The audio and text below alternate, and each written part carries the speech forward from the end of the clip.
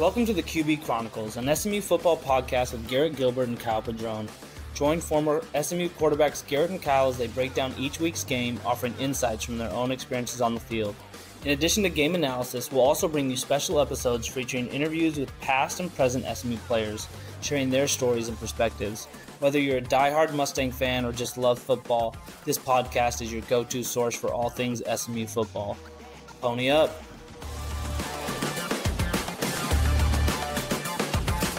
Welcome back to the QB Chronicles. I'm Kyle Padron, joined by 2014 sixth-round draft pick by the then St. Louis Rams, Garrett Gilbert. Good to be here. Good to be here, man. But we're not talking about you, Acho. We're talking about SMU football. We're going to Palo Alto, California this weekend to take on the Stanford Cardinal at 7 p.m. on the West Coast. Garrett, my first question for you is, you've traveled all over the country to play football. Playing at 7 p.m. Pacific on the West Coast is 9 p.m. here. What does that do to your body? And does that affect you at all? Does it feel longer when you're kind of sitting there in the hotel waiting for the game to start? Like, what does that do to you as a player? Oh, yeah. It's tough, to be totally honest with you. You gotta find a way to keep yourself busy. But not only that, you got to find a way to keep yourself loose. It's easy sitting around in the hotel all day. You watching TV, probably watching you wake up probably pretty early, because you're 2 hours behind watching game day. You got meetings, you got to walk through. You probably got some more meetings and maybe even another walkthrough. But still, most of the day is spent sitting in a hotel room. So I think it's going to be on the. To be honest with you, I liked having a lot of downtime because I had my kind of game day process that I like going through, but I feel like a lot of these kids potentially need some sort of structure getting ready to play that game late at night on the West Coast. So I think it's going to be on the coaching staff and the strength coaches, to be honest with you, to get those guys, make sure they're loose and ready to go and, not laying on their bed all day long, not foam rolling, not stretching and just watching college football and then potentially get, it's kind of hard to get going, even though, you're playing in a primetime game. It can be kind of hard to get going if your body has just kind of been lazing around all day. Yeah, that game is realistically not going to end until 12:30, 1 a.m. Back home. So it's, you've got to get your mind and body prepared for it and get a good night's sleep really the night before, as the old adage is. But, curious if that impacts our game at all. But appreciate you addressing that. Yeah, hopefully, once they get out on the field, they're young and spry and, athletic. You could probably say used to be. I don't have much of that. No doubt about that.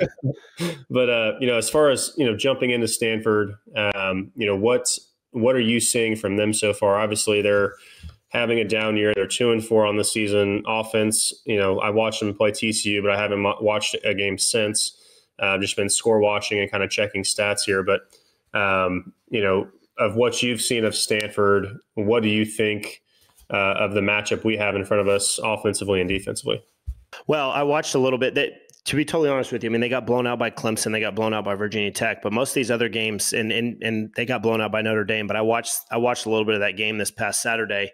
And it was competitive midway through the second quarter. It was 7-7, and these guys have some players, and they're well coached. And I've got the Manning cast on right now in the other room, so I've been listening to Coach Belichick talk all evening, and he obviously coached against the Jets for years. So we're watching Bills Jets, and Peyton and Eli keep asking him, what's the deal? How do you stop the Jets? And he says, now, of course, Rodgers is new to this full, but he says, it's Wilson, it's Breece Hall, and it's Rodgers.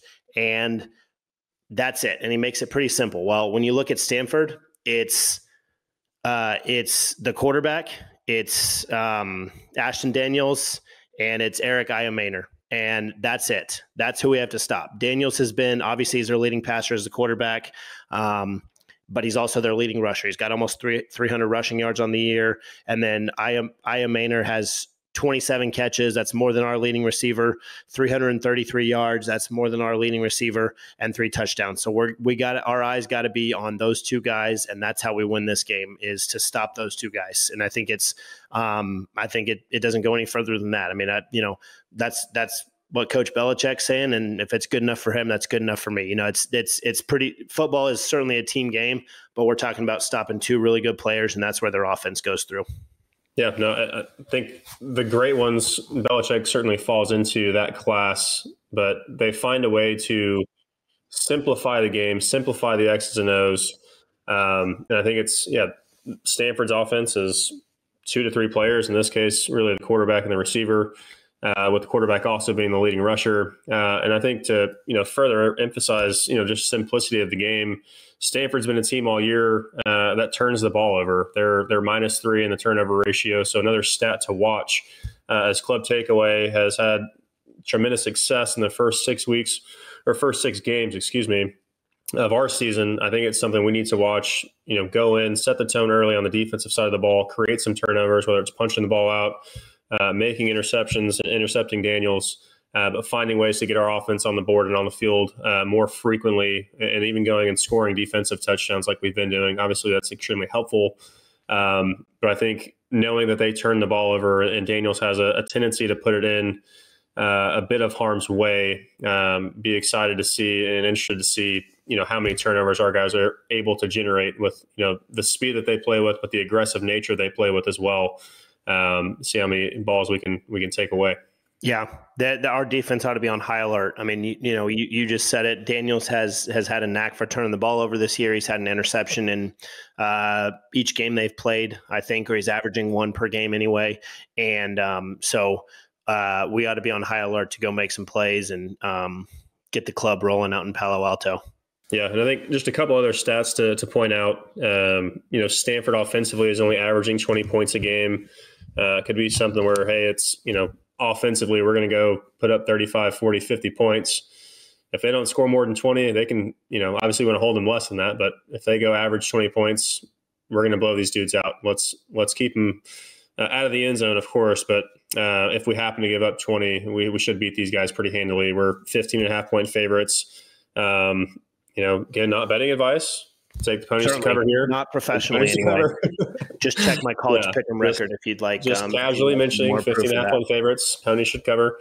But another stat I wanted to point out too is they are horrendous on third down offensively. They are 37% for the year.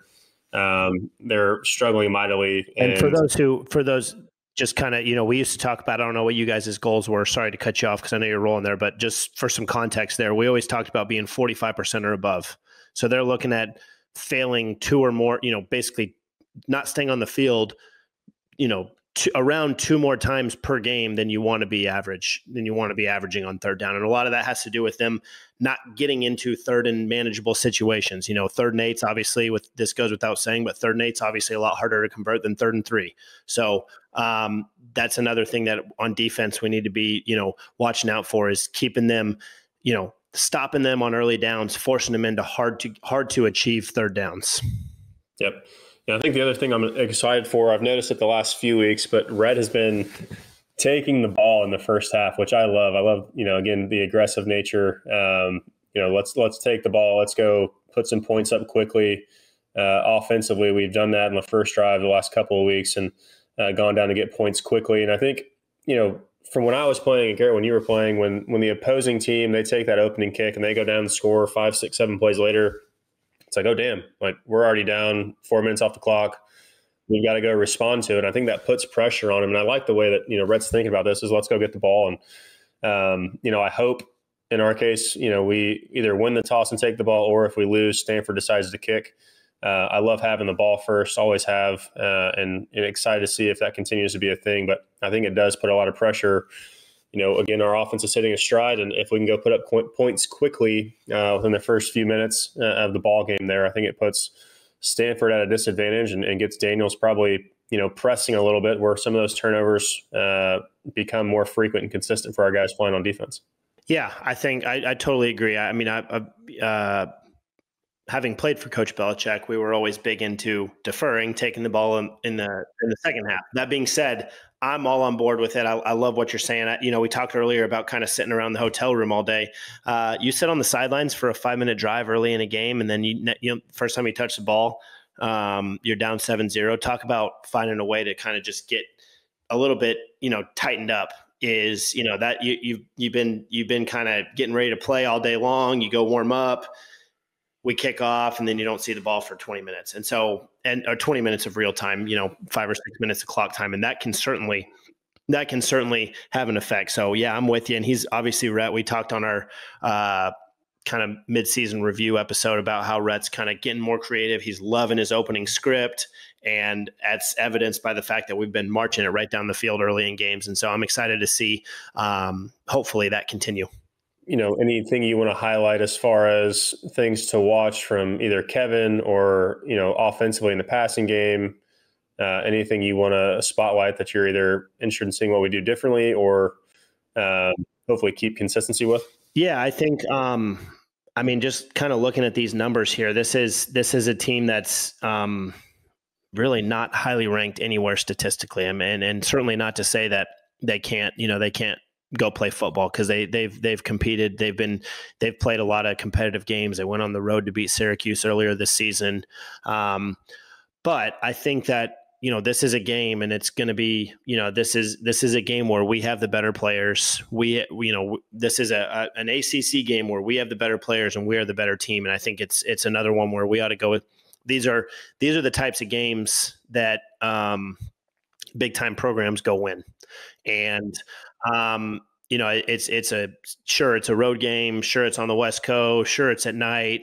But let's go be the SMU that we've talked about all year, and go kind of step on their throat early. I mean, these guys, they don't stop the run. They do a decent job stopping the run. They've not been very good against the pass. But our rushing offense has been phenomenal all year long. And I think we have to have the mentality that our offensive line can go dominate and move the line of scrimmage on anybody. And let's go establish the run game early, and then let Kevin make plays as he's been doing, and spreading the ball around to all the different receivers that we've had make plays for us this year. Yeah, no, I love it. I don't have anything to add to that. I think getting the run game established and then letting Kevin create off of the run game, that's probably going to be a key for our offense going forward, and certainly one to watch this Saturday.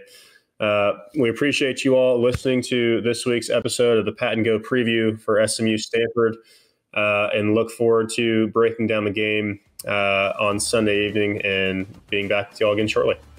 Pony up.